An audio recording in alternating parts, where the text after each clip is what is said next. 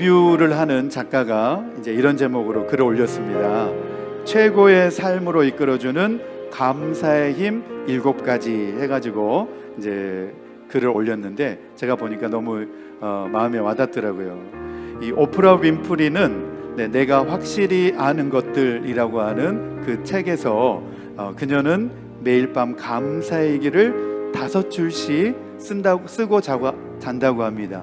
매일 밤 감사의 일기를 5줄씩 이렇게 쓰면서 자는데, 그러면서 자기도 이제 그것을 보고서 자기도 매일 감사의 일기를 쓰기로 했답니다. 그러면서 이제 실제로 자기 안에 많은 변화들이 일어나고 생기는 것을 경험하게 되었습니다. 그러면서 이제 이 글을 올려놓았는데, 매사에 긍정적으로 생각하게 되었고 작은 것에서 감사하게 되었습니다. 이전보다는 스트레스도 덜 받습니다. 그리고 너무나 유명하고 부유한 작가들도 하나같이 감사를 말하고 있다는 것을 깨닫게 되었습니다.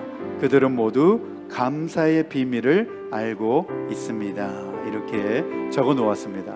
그리고 이제 KBS 생로병사의 비밀이라고 하는 그런 다큐멘터리가 있는데, 그곳에서 감사는 어떤 힘이 있을까 해가지고 실제적으로 실험을 해보고 이제 그걸 방영한 적이 있습니다. 그러면서 그 내용을 이제 7가지로 이렇게 정리를 해놓았는데, 첫 번째로는 감사하면 건강해진다는 겁니다. 할렐루야.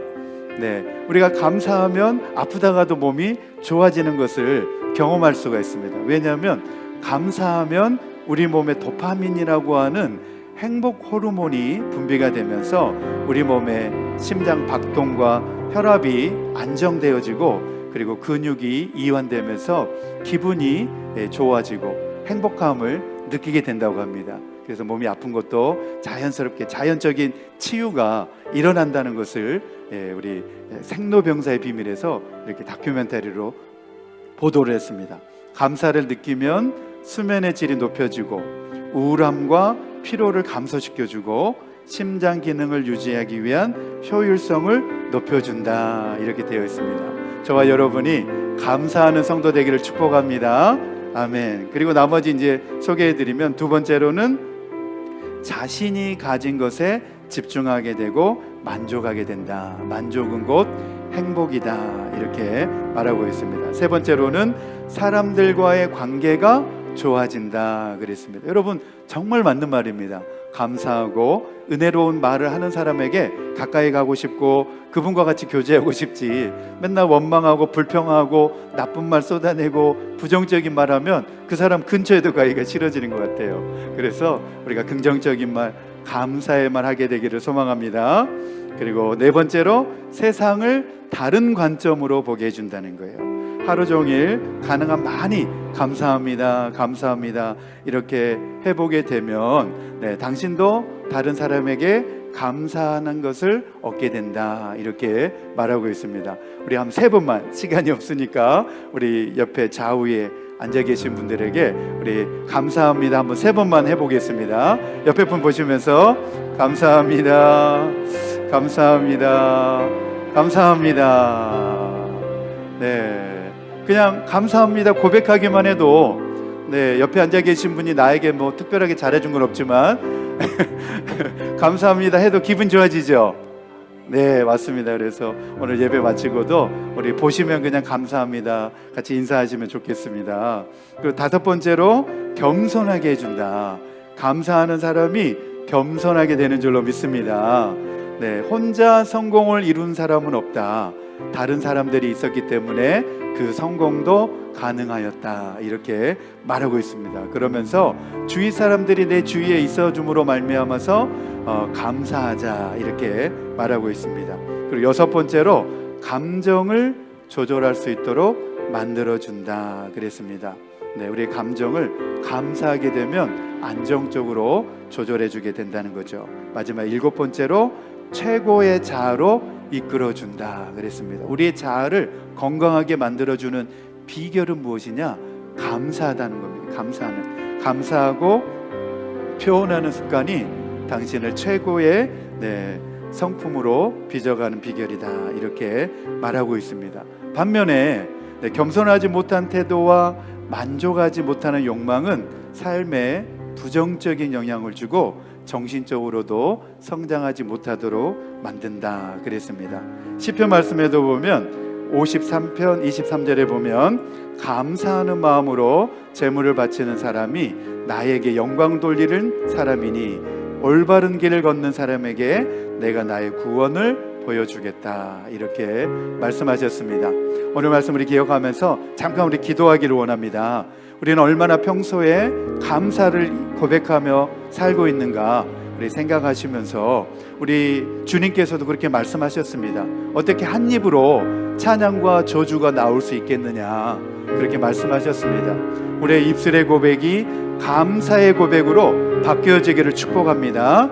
우리 이 시간 그렇게 기도하기를 원합니다. 우리 그동안에 겸손하지 못한 태도와 만족하지 못했던 그 욕망들 다 회개하고 우리 감사하면서 감사를 표현하면서 만족하고 행복할 수 있는 우리가 되게 하여 주옵소서. 우리 주여 한번 부르시고 통성으로 기도하겠습니다. 시작. 주여. 아버지 하나님 감사합니다. 오늘도 주님 앞에 나와서 다시 한번 우리가 잃어버렸던 것이 감사가 아닌지를 생각해 볼 수 있게 해주시니 감사합니다. 하나님의 말씀을 듣고 우리 마음에 감사가 회복되어지게 하여 주옵소서.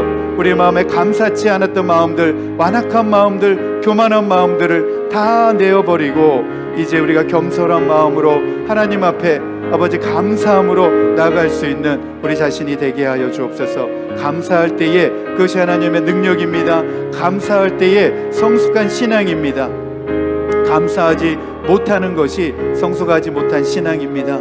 아버지 우리가 다 하나님 앞에 우리에게 주신 은혜를 감사하며 받은 은혜에 감사하며 살아갈 수 있는 우리 모두가 되게 하여 주옵소서. 주님 감사합니다.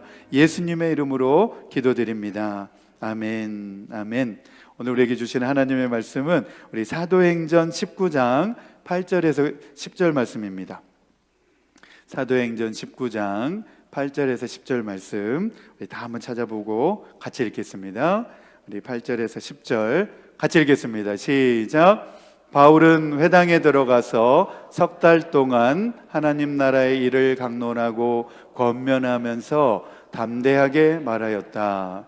그러나 몇몇 사람은 마음이 완고하게 되어서 믿으려 하지 않고 온 회중 앞에서 이 돌을 비난함으로 바울은 그들을 떠나 제자들을 따로 데리고 나가서 날마다 두란노 학당에서 강론하였다.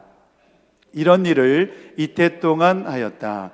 아시아에 사는 사람들은 유대 사람이나 그리스 사람이나 모두 주님의 말씀을 듣게 되었다. 아멘. 아멘. 옥토와 같은 마음밭이란 제목으로 함께 하나님의 말씀 나누기를 원합니다.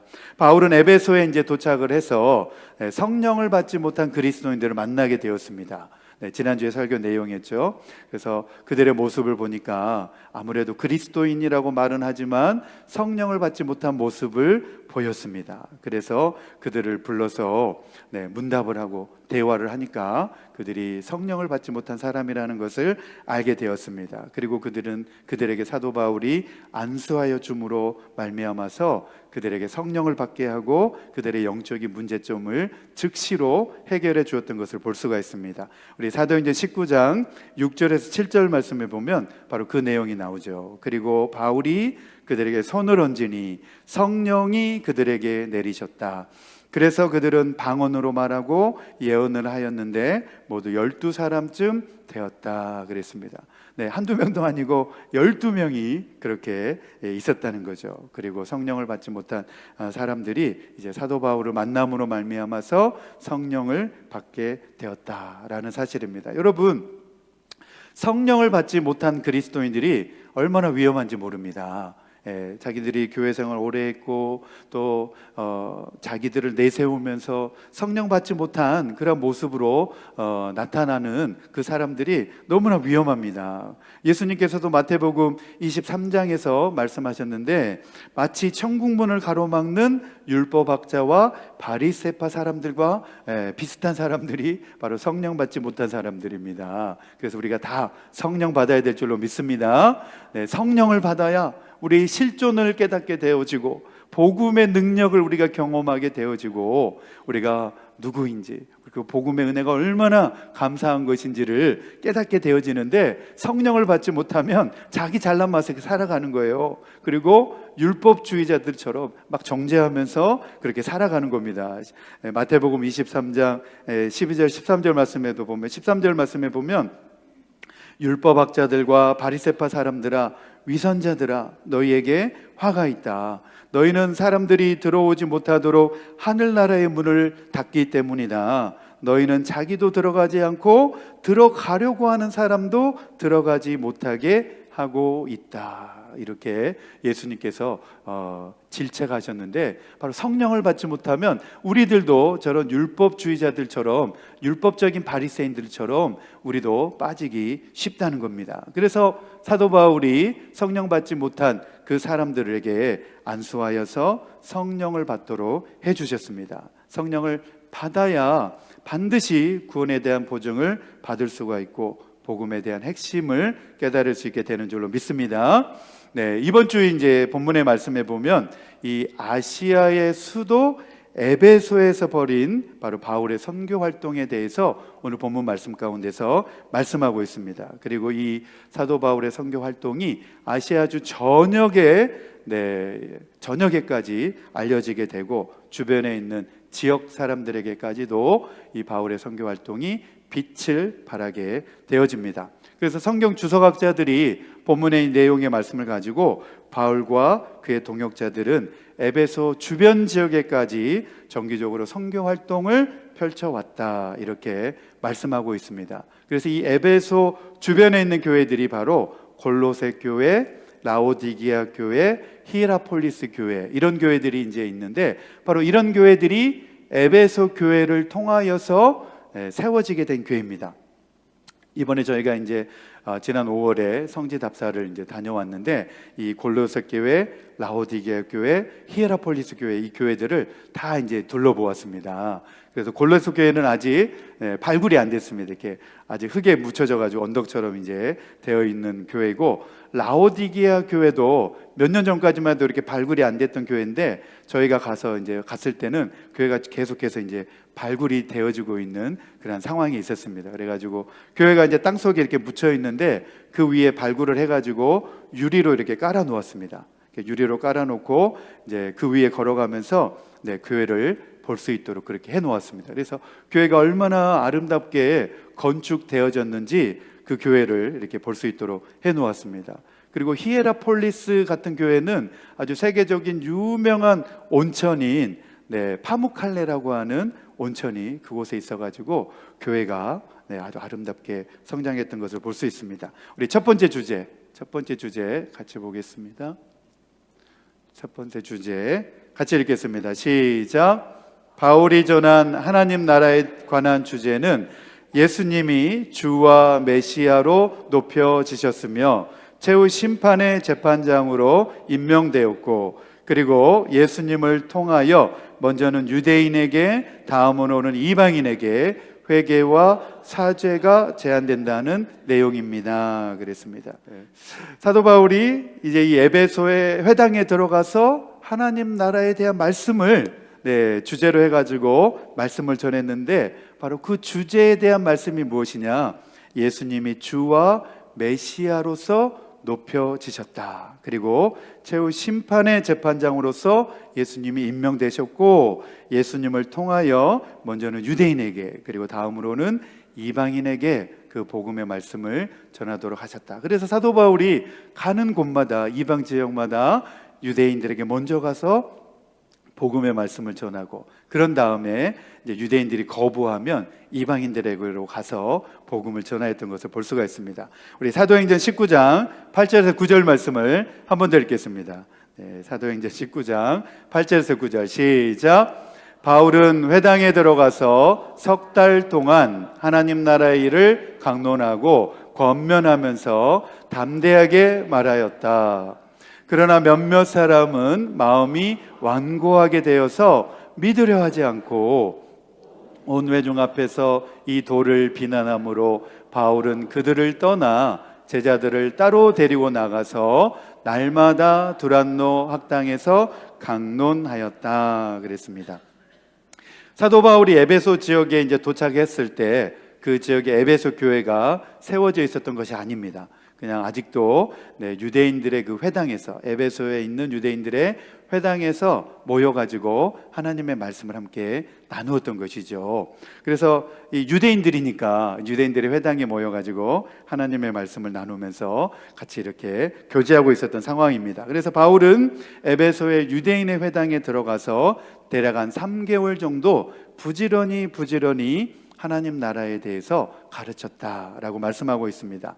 여기에서 이제 석 달 동안 가르쳤다고 나오는데, 사실 사도 바울이 유대인의 회당에서 이렇게 오랫동안 가르친 적은 이 에베소에 있는 유대인 회당밖에 없습니다. 다른 지역에서는 하도 유대인들이 막 반대를 하고 막 핍박을 하니까 그냥 오래 있지 못하고 옮겨서 이제 말씀을 가르쳤는데, 이 에베소에 있는 유대인의 회당에서는 3개월 동안이라고 하는 아주 긴 기간 동안 하나님의 나라의 말씀을 가르쳤습니다. 그래서 여기에 등장하고 있는 3개월이라고 하는 표현이 어떤 성과에 대한 표현이라기보다는 바울이 얼마나 오랫동안 이 지속적으로 하나님의 말씀을 꾸준히 가르쳤는가를 보여주고 있는 의미입니다. 그래서 우리가 그렇게 접근해서 이해를 하는 것이 말씀을 이해하는 데 도움이 됩니다. 그리고 그 말씀에 보면 권면했다라고 하는 내용도 나옵니다. 권면했다. 원어적인 의미는 바울이 사람들을 의도적으로 설득하려고 모든 노력을 다 동원했다는 것입니다. 그 사람들, 그 유대인의 회당에 모여든 사람들에게 정말 하나님의 말씀을 설득하려고 좀 노력을 다 했다는 거예요. 바울이 할 수 있는 한 모든 노력을 다 해가지고 그들을 설득하려고 했다는 것입니다. 이게 바울의 노력과 의지가 느껴지는 그런 대목이죠. 그래서 하나님의 나라가 사도 바울이 말하고 설교하고 가르치는 핵심이었습니다. 그래서 하나님 나라의 의미가 무엇이냐? 바로 복음입니다. 복음은 무엇보다도 하나님 나라가 도래한 것, 그리고 그 나라는 예수님과 그의 말씀과 행위 안에서 이미 지금 침입해 왔다라고 하는 사실을 가르친 것입니다. 여러분, 하나님 나라가 우리가 죽어서 들어가는 하나님 나라로만 생각을 해서는 안 된다는 것입니다. 이미 하나님 나라는 우리 안에 임하여진 줄로 믿습니다. 그래서 많은 신학자들은 교회를 정의하기를 뭐라고 정의하냐면 천국을 미리 맛보는 곳이다, 이렇게 말을 합니다. 우리가 교회에서 천국을 미리 맛보고 있는 줄로 믿습니다. 그래서 자꾸 이렇게 악한 영들은 교회 안에서 천국을 경험하고 맛보지 못하도록 자꾸 공격하고 회방하는 것이죠. 그래서 자꾸 교회를 힘들게 하고 어렵게 하는 이유가 다 그것 때문에 그렇습니다. 교회에서 우리가 하나님 나라를 경험해야 되는데 그것을 방해하고 회방하기 위한 목적으로 그렇게 하는 것이죠. 예수님께서도 이 땅에 오셔가지고 뭐라고 말씀하셨냐면, 회개하라, 천국이 너에게 임하였다, 이렇게 말씀하셨습니다. 이미 천국은 예수님의 시대에도 임하였고 우리의 시대에도 지금 임하여진 줄로 믿습니다. 우리 교회 공동체 안에서 우리가 예배하면서 하나님의 말씀을 들으면서 성도와 교제하고 우리가 나눔을 하면서 천국을 경험하게 되는 것이죠. 그래서 예수님은 종말의 선물로 성령을 주셨다, 이렇게 말씀하십니다. 그리고 세계 모든 민족들로부터 종말의 거룩한 백성들을 불러 모으신다. 그것이 바로 하나님 나라 운동의 핵심이다, 이렇게 말씀하셨습니다. 그래서 지난 수요일에도 우리가 교회는 무엇인가에 대해서 우리가 함께 공부를 했는데, 바로 교회는 바로 하나님에 의해서 에클레시아라고 하는 뜻을 가지고 있는데 부름받은 사람들이라는 거예요.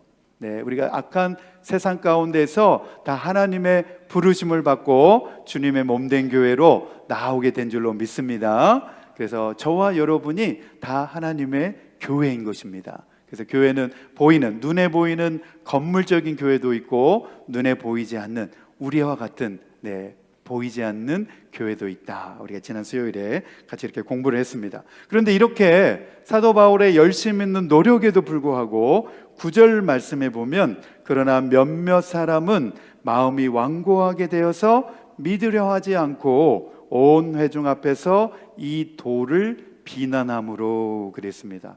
네, 어떻게 보면 비난하는 거는 다 이게 악한 영이 하는 일들인 것 같습니다. 몇몇 사람은 마음이 완고하게 되어서 믿으려 하지 않고, 마음이 완고하게 되니까 들으려 하지도 않고 믿으려 하지도 않고 오히려 그 돌을, 사도 바울의 설교를 비난했다는 거예요.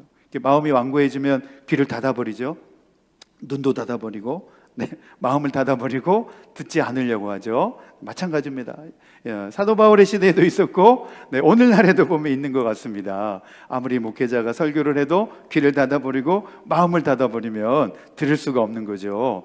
마음이 완고해져서 그렇습니다. 마음이 완고해지니까 들으려 하지도 않고 믿으려 하지도 않고 오히려 비난하게 되는 거죠. 마음이 굳어졌다라고 하는 이 동사는 미완료 과거 중간태입니다. 이게 문법적으로 좀 어려운 문법인데, 미완료 과거 중간태, 이게 무슨 뜻이냐?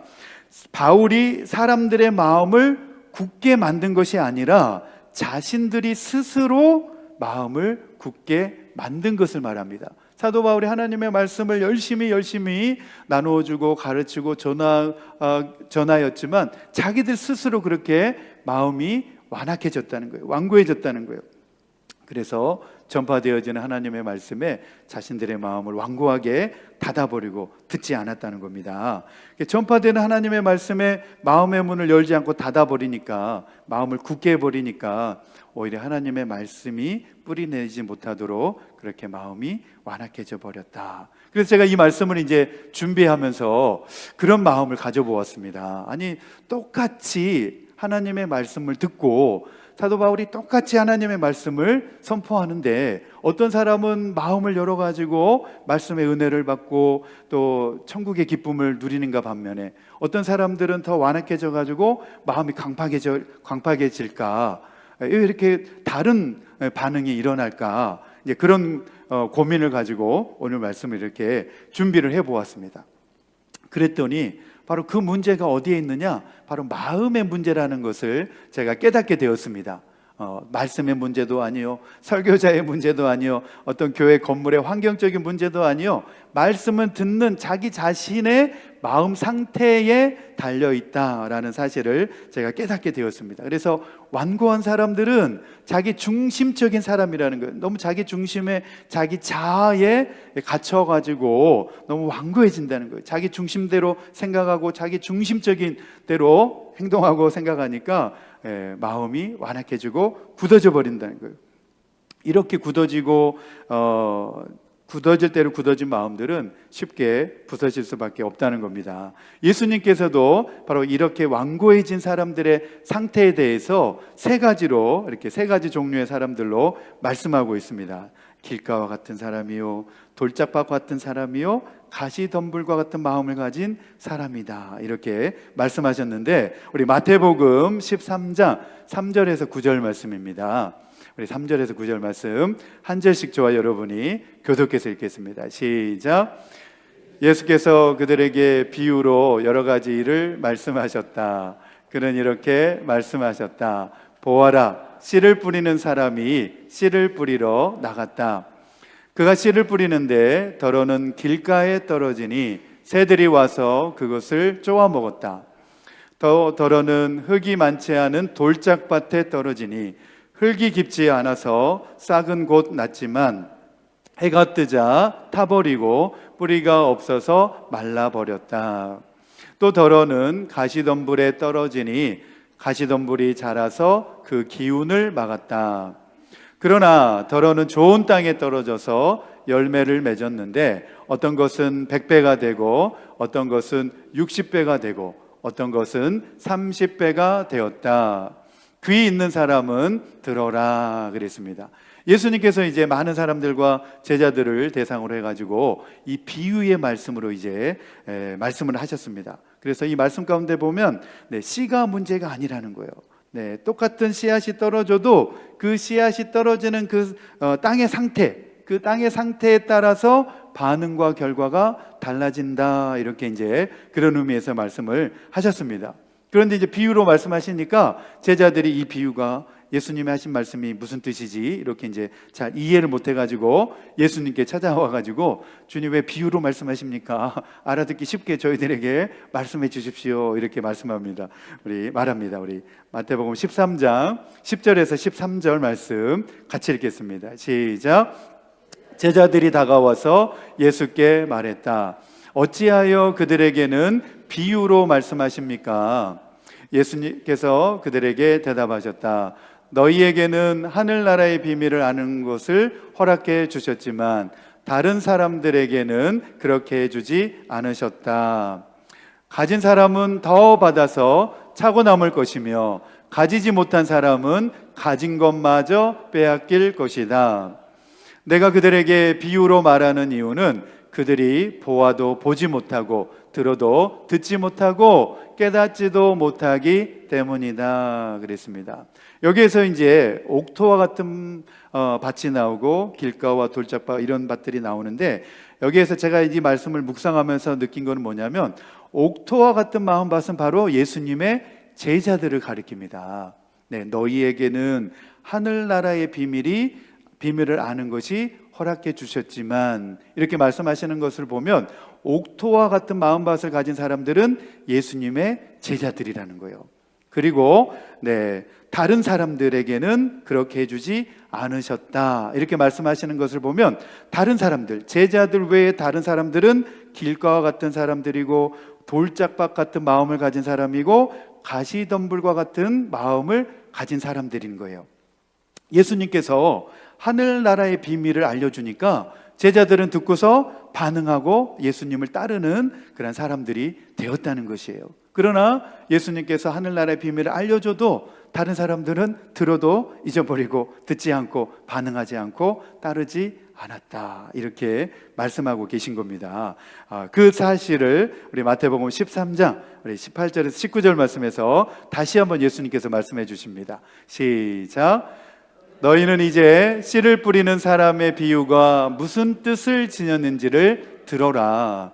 누구든지 하늘나라를 두고 하는 말씀을 듣고도 깨닫지 못하면 악한 자가 와서 그 마음에 뿌려진 것을 빼앗아 간다.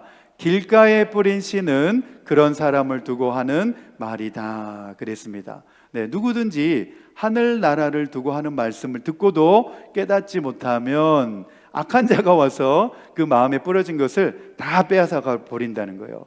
악한 자가 와서 그래서 마음을 완고하게 만드는 거죠. 그래서 말씀을 듣고 옥토와 같은 마음이 된 사람들은 말씀의 씨앗이 뿌려질 때에 30배, 60배, 100배의 결실을 맺게 되어진다.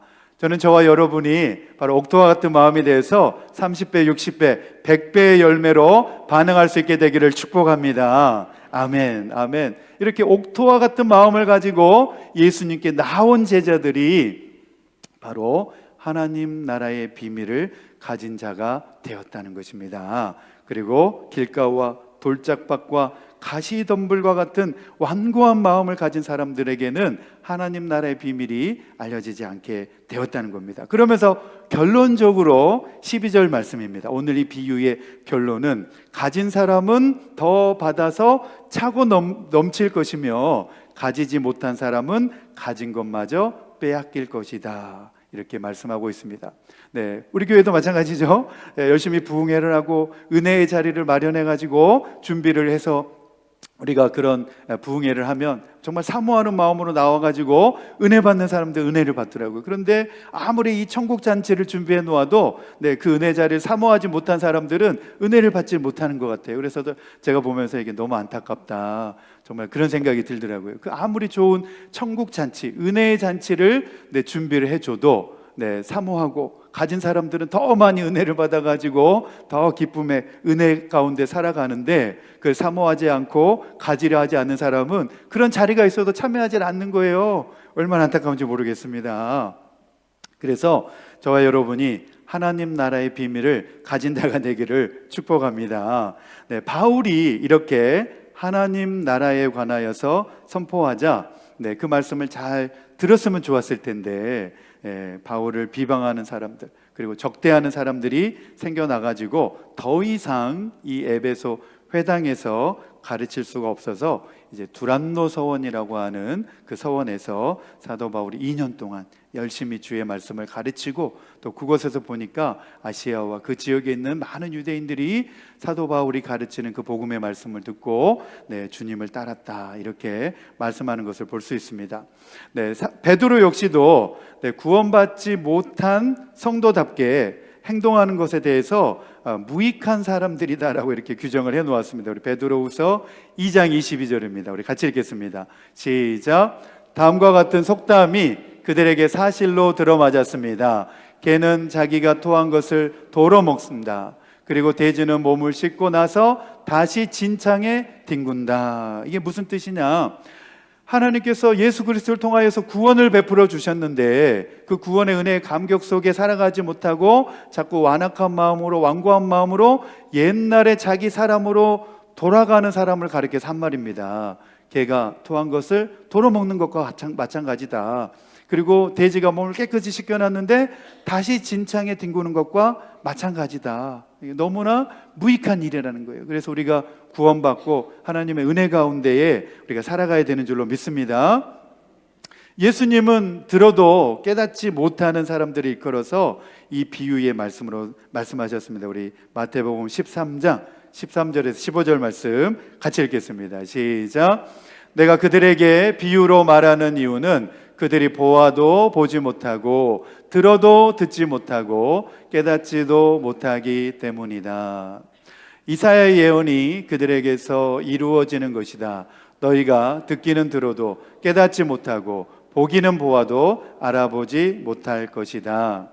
이 백성의 마음이 무뎌지고 귀가 먹고 눈이 감겨 있다. 이는 그들로 하여금 눈으로 보지 못하게 하고 귀로 듣지 못하게 하고 마음으로 깨닫지 못하게 하고 돌아서지 못하게 하여 내가 그들을 고쳐주지 않으려는 것이다. 이렇게 말씀하고 있습니다. 똑같이 하나님의 말씀이 선포되어져도 어떤 사람은 옥토와 같은 좋은 땅, 좋은 마음을 가지고 그 말씀을 받고 30배, 60배, 100배의 반응을 나타내는 분들이 있는가 하면 똑같은 시간에 똑같은 장소에서 하나님의 말씀을 들어도 귀를 닫아버리고 마음을 닫아버리는 사람들은 계속해서 더 완악해질 수밖에 없다는 거예요. 그러면서 그들을 고쳐주지 않으신다, 이렇게 말씀하고 있습니다. 오늘의 말씀을 이제 결론으로 우리 맺으려고 합니다. 오늘의 말씀의 결론, 우리 첫 번째 같이 읽겠습니다.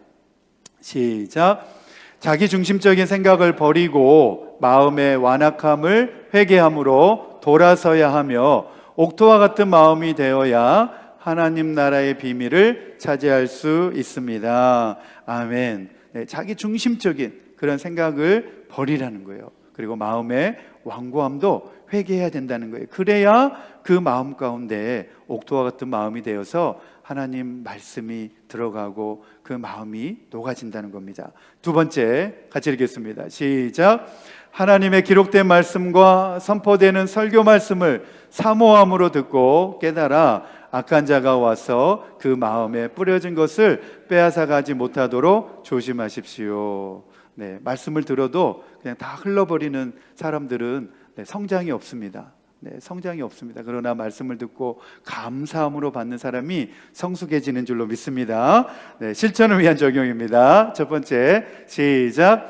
다른 사람들로부터 피해의식, 열등감, 낮은 자존감에서 비롯되는 완고한 마음에서 해방되어 성령님이 주시는 은혜와 평강으로 사로잡혀 내 마음을 좋은 밭이 되도록 하겠습니다. 아멘. 내 마음이 왜 완고해질까 이렇게 생각해 보니까 다른 사람들로부터 피해의식이 강하면 강할수록 그런 마음이 드는 사람입니다. 그리고 열등감이 많은 사람들, 그리고 낮은 자존감을 가지고 있는 사람들은 마음이 완고해지기 쉽습니다. 그런데 이런 마음도 우리가 성령님이 주신 은혜와 평강으로 사로잡히게 되면 좋은 밭이 되는 줄로 믿습니다. 두 번째입니다. 시작. 악한 자가 와서 내 마음을 강팍하게 완고하게 사로잡지 못하도록 항상 조심하며 믿음의 긍정적인 생각과 감사의 마음으로 악감정을 물리치겠습니다. 그렇게 하시겠습니까? 아멘, 아멘. 네, 이 불평불만이 왜 좋지 않은 것이냐, 부정적인 말이 왜 좋지 않은 것이냐, 그런 말을 듣는 순간 내가 그런 선입관에 사로잡힙니다. 그래서 악한 독버섯인 거죠. 그래서 자꾸 나쁜 말, 부정적인 말 듣다 보면 내 마음이 그런 말에 휩싸여 가지고 실족하기 쉽습니다. 신앙에서 떨어지기 쉽습니다. 그렇기 때문에 여러분의 신앙을 지키기 위해서 나쁜 말, 부정적인 말, 원망과 불평에서 여러분들의 마음을 잘 지켜가지고 감사의 마음으로 늘 이겨낼 수 있게 되기를 축복합니다. 오늘 말씀 우리 기억하면서 예수 안에 소망이 있네, 우리 찬양하고 믿음으로 결단하겠습니다.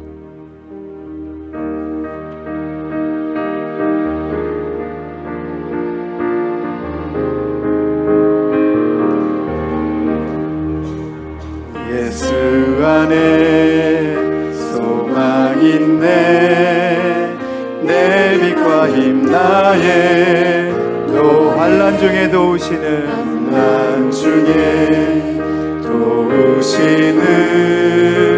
주 나의 견고한 반석, 크신 사랑, 크신 평화, 두려움에서 날 건지네.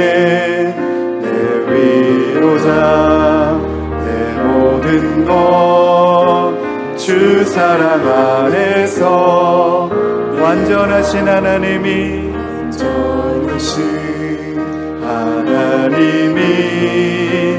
우리와 같이 되셨네. 주 사랑과 그 공의로 세상을 구원하셨네. 십자가에 주 달리사 그 진노를 거두셨네. 내 모든 죄 담당하신 주 은혜 안에 살리라.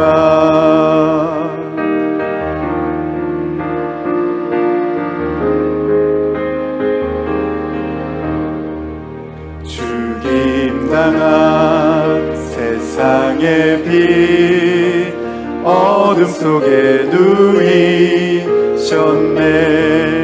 영광스러운 그의 날에 무덤에서 부활, 승리하신 우리 주님, 승리하신 우리 주님, 원수들을 물리쳤네. 나 주의 것, 주 나의 것, 주 보혈 안에 살, 주 예수의 능력으로, 주 예수의 능력으로 내 속에 두려움 없네. 나의 사는 모든 순간 주께서 다스리시네. 어느 것도 주 손에서 날 빼앗지 못하리라. 주 오실 날 기다리며 주 능력 안에서 리라.